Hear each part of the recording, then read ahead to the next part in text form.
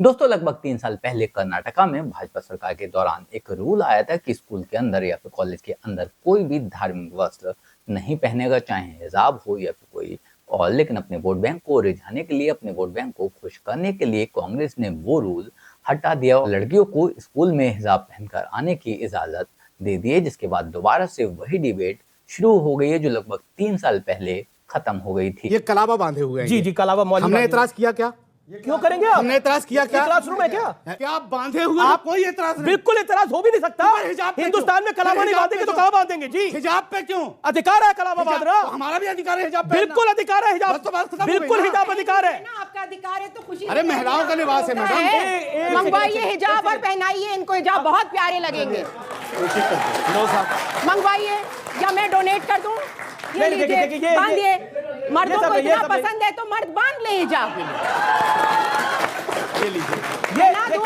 मतलब पैनलिस्ट भी आपके कदम है, पैनलिस्ट भी आपके कदम, मर्दों को हिजाब पहनाएंगे और नहीं तो। दरअसल हमारे आज के इस डिबेट में ये जाहिल मौलाना लड़कियों के हिजाब पहनने की वकालत कर रहा था और क्लेम कर रहा था कि उनका हिजाब पहनना जरूरी है, चाहे स्कूल हो या फिर घर, क्योंकि हिजाब इनकी इज्जत है। जिसको लेकर वहां मौजूद एक मुस्लिम पैनलिस्ट ने वहीं के वहीं से ढह लिया और बुरी तरह से क्लास लगा डाली। बाकी क्या हुआ हमारे आज की इस बहस में, डिबेट में, आप खुद देखिए। मौलाना अंसार रज़ा, क्या आपको लगता है कि ये जो पूरा हिजाब का विवाद खड़ा करा गया, इसके पीछे एक पॉलिटिकल साजिश हो सकती है और वो पॉलिटिकल साजिश अक़लियतों को इकट्ठा करने की हो सकती है उत्तर प्रदेश के चुनाव से पहले? इतना बड़ा पर्व चल रहा है चुनाव का, अब हिजाब पर बहस होगी? रोजी रोटी, रोजगार, बेरोजगारी, पेट्रोल डीजल, इस पर ना बात होकर के पूरा मीडिया सोशल मीडिया पे क्या धज्जियां उड़ाई जा रही मीडिया की, ये किसी को नहीं पता है। हिजाब कोई मुद्दा है? अरे आपकी नजर में हिजाब कोई मुद्दा नहीं है। आज किस चीज की बेरोजगारी होनी चाहिए? आज किस चीज की बहस करने आए थे इधर? हिजाब की ना, माफ करिए मैं बीच में टोक रहा हूं, लेकिन हिजाब की चर्चा करने के लिए आए थे ना आप। जिसकी यहाँ पर आपको मैंने बोला था कि आज हम महंगाई की चर्चा करेंगे, आज हम स्पुतनिक मिसाइल की चर्चा करेंगे। मैंने तो उसकी बात इतनी करी थी ना, मैंने तो हिजाब की चर्चा के लिए आपको बुलाया था। अमीश देवगन साहब, जिसकी लाठी उसकी भैंस, चैनल आपका है, चाहे जिस पे डिबेट करवा लो।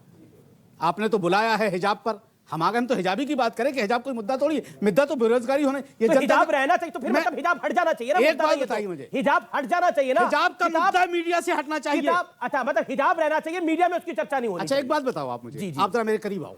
अब मेरे करीब आओ, बोलिए ना। मैं एक मजा दिखाता हूँ आपको। आप आओ तो एक तमाशा दिखाता हूँ आपको। नहीं तमाशा, अरे आओ तो यहाँ, आप आइए ना। क्या तमाशा दिखाना चाहते हैं आप, बताइए। भाइयों बहनों, जी जी जी, ये कलावा बांधे हुए हैं। जी जी, कलावा मौलवी। हमने एतराज किया क्या?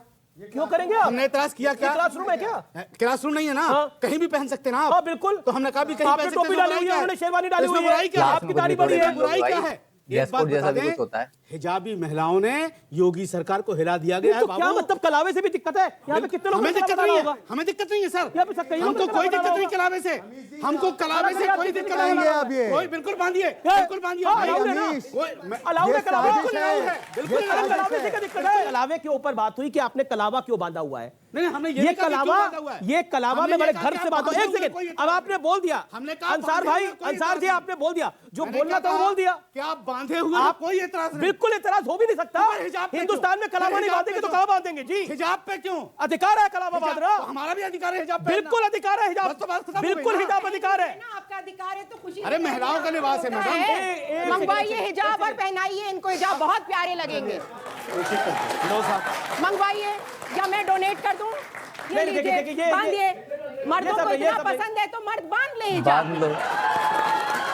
ये लीजिए, मतलब पैनलिस्ट भी आपके कदम है, पैनलिस्ट भी आपके कदम, मर्दों को हिजाब पहनाएंगे और नहीं तो क्या? आप औरतों को पहनाएंगे, हम मर्दों को पहना सकते हैं। इस्लाम ने बराबर का तमीज औरतों और मर्दों से कहा था कि बराबर का तमीज, बराबर के हक, बल्कि औरतों को तो प्रिविलेजेस भी मिले हैं इस्लाम में और हक भी मिले हैं। इन्होंने हमारे हक भी छीन लिए और प्रिविलेजेस तो चली गई तेल लेने हमारी सारी। तो ये बहुत ज्यादा इंसिडियस फिक्री सत्ता का खेल है। इस्लाम धर्म को केवल बदनाम किया जाता है। कुरान जैसी अच्छी किताब कोई नहीं आई है, उसको भी इन लोगों ने तोड़ मड़ोड़ के, उसका गला घोंट के उसको खत्म कर लिया। जिन्होंने अल्लाह की नहीं सुनी वो तुम्हारी मेरी क्या सुनेंगे? अमीश वो इस संविधान की क्या सुनेंगे? और एक कचहरी तो उनके लिए अदना सी चीज है। मुसलमानों के लिए अब वक्त आ गया है कि अपनी अकल से काम करें, नहीं तो सर्वनाश की ओर वो अपने आप को ले जा रहे हैं, अपनी महिलाओं को ले जा रहे हैं और देश को ले जा रहे हैं। देश क्या, पूरी दुनिया को ले जा रहे हैं। अमीश, ये मेरा देश है। मैं अपने हिंदू भाई बहनों के सामने अपनी कमजोरियों को कबूल करने में कोई शर्म महसूस नहीं करती हूँ। ये मेरा देश है, यहाँ सब मेरी मदद करेंगे कि मैं अपनी कुरीतियों से निकल पाऊं। सब मेरा सहयोग करेंगे। और मैं चाहती हूँ, ये कुरीति है, ये कुरान में लिखा है कि औरतों को बंद करना धर्म के खिलाफ है। अमीश देखिए, कोई भी नॉर्मल जीवन में, पर्सनल लाइफ में आप कुछ भी पहने, आपका अधिकार है, कोई नहीं रोक रहा है। लेकिन आप जब किसी पब्लिक प्लेस में, किसी इदारे में, इंस्टीट्यूशन में जाते हैं तो वहां का कोड ऑफ कंडक्ट, वहां के रूल्स एंड रेगुलेशंस आपको मानने पड़ते हैं। इतनी सी बात इन लोगों को समझ में नहीं आ रही है। ना संविधान के हिसाब से ये इस मुद्दे को, इस डिबेट को जीत पा रहे हैं, ना इस्लाम के हिसाब से इस डिबेट को जीत पा रहे हैं, क्योंकि कुरान कहीं नकाब की बात नहीं करता है। संवैधानिक अधिकार भी पूर्ण नहीं है। आपको सार्वजनिक व्यवस्था माननी होती है, आपको लॉज एंड जो नियम कानून अपने देश के मानने होते हैं। और ये अंसार रजा साहब जैसे लोग, अमीश, ये लोग इस्लाम पे कुंडली मारकर बैठे हुए हैं। ये एक मुसलमान महिला को तय नहीं करने देना चाहते हैं कि वो क्या पहने, वो क्या खाए, वो क्या पिए, वो कैसे अपना जीवन जिए। इन लोगों का इस्लाम औरत की लिपस्टिक, बिंदी और खुले बालों से खतरे में आ जाता है। एक महिला डिसाइड करेगी कि उसको पहनना है बुर्का नकाब या नहीं। ये कौन होते हैं? बहुत अच्छा कहा मीना जी ने कि अगर ये डिसाइड करते हैं तो पहन ले बुर्का, पहन ले नकाब, खुद अपने आप को क्यों नहीं कवर करके चलते हैं? औरत को एक काले कपड़े में, लबादे में लपेट के एक सेक्सुअल कमोडिटी की तरह इस्तेमाल करते हैं आप लोग। अमीश जी, हिजाब चाहे हिंदुस्तान का मीडिया, मोदी सरकार, योगी सरकार या जो चाहे वो कोशिश कर ले, महिलाओं जिनकी अपनी चॉइस है। यही आपने बाबरी मस्जिद पे भी कहा था, आज बन गया ना मंदिर वहां पर। जिद का नतीजा कभी अच्छा नहीं होता। आपने कहा था कोई तोड़ के दिखा दे मस्जिद को, कोई बना के दिखा दे मंदिर को। बन गया ना आज मंदिर। अमीश, आज मैं इन मजहब के ठेकेदारों से और ये असदुद्दीन ओवैसी साहब जैसे इस्लाम के लीडर से एक सवाल पूछना चाहती हूँ। इन्होंने मजाक बना दिया इस्लाम का। ओवैसी साहब जैसे तथाकथित मुसलमानों के लीडर महिलाओं की इज्जत आप एक कपड़े से जोड़ रहे हैं। हैदराबाद में अरब से 70 साल के शेख आकर मिस्यार मैरिज के नाम पे 12 साल की बच्चियों के साथ मिस्यार निकाह करते हैं, पॉक्सो एक्ट का वायलेशन करते हैं, शरिया के नाम पर रेप करते हैं बच्चियों के साथ। तब इज्जत कहां जाती है मुसलमान बच्चियों की? हलाला करते हैं आप मुसलमान महिलाओं को, एक सेक्सुअल कमोडिटी की तरह अदला बदली करता है पुरुष, रेप लॉस का वायलेशन करते हैं, तब कहां जाती है मुसलमान महिला की इज्जत? बहुविवाह करते हैं आप, शारीरिक, मानसिक, आर्थिक, मनोवैज्ञानिक हर तरह का शोषण करके शरिया के नाम पे बच के निकल जाते हैं, तब कहां जाती है मुसलमान महिला की इज्जत? यहाँ पर बैठकर राजनीति मत करिए। मुसलमान महिला ये तय करेगी कि उसकी इज्जत किसके हाथ में महफूज है और कौन उसके आपने जो बात बोला रजा, क्या इस्लाम में जो महिलाएं हिजाब नहीं डालती, मैं सवाल बहुत स्पष्ट पूछ रहा हूं, आप इधर उधर उसको मत करिएगा, उनकी इज्जत नहीं होती? बिल्कुल होती है। तो फिर क्यों इज्जत जोड़ रहे हैं? बिल्कुल होती है। मैंने क्या कहा, आप पहले हमारा लफ्ज़ को समझिए।